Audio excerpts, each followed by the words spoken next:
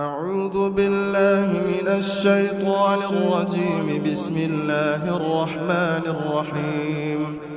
تبارك الذي بيده الملك وهو على كل شيء قدير، الذي خلق الموت والحياة ليبلوكم أيكم أحسن عملا وهو العزيز الغفور، الذي خلق 7 سماوات طباقا ما ترى في خلق الرحمن من تفاوت فارجع البصر هل ترى من فطور، ثم ارجع البصر كرتين ينقلب إليك البصر خاسئا وهو حسير، ولقد زينا السماء الدنيا بمصابيح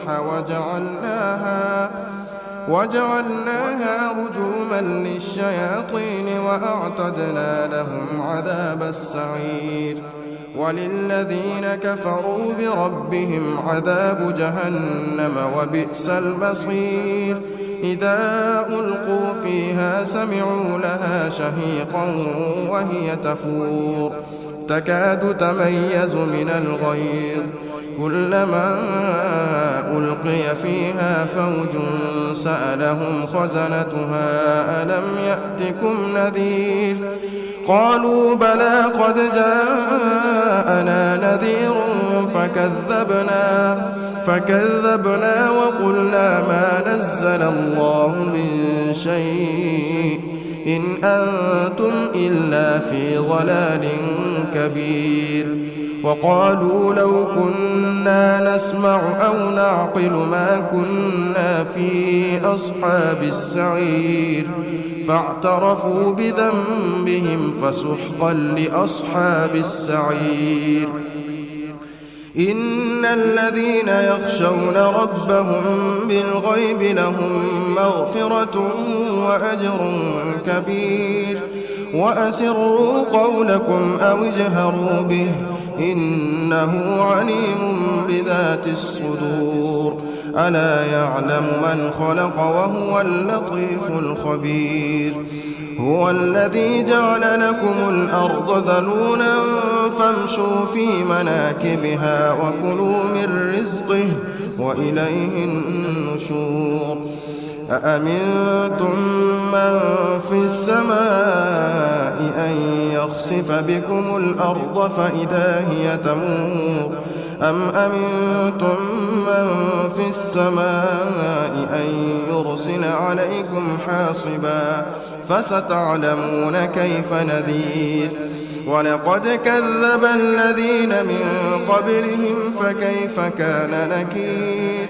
أولم يروا إلى الطير فوقهم صافات ويقبضن ما يمسكهن إلا الرحمن إنه بكل شيء بصير. أمن هذا الذي هو جند لكم ينصركم من دون الرحمن إن الكافرون إلا في غرور. أمن هذا الذي يرزقكم إن أمسك رزقه بل لجوا في عتو ونفور. أفمن يمشي مكبا على وجهه أهدى أمن يمشي سويا على صراط مستقيم. قل هو الذي أنشأكم وجعل لكم السمع والأبصار والأفئدة قليلا ما تشكرون. قل هو الذي ذرأكم في الأرض وإليه تحشرون. ويقولون متى هذا الوعد إن كنتم صادقين.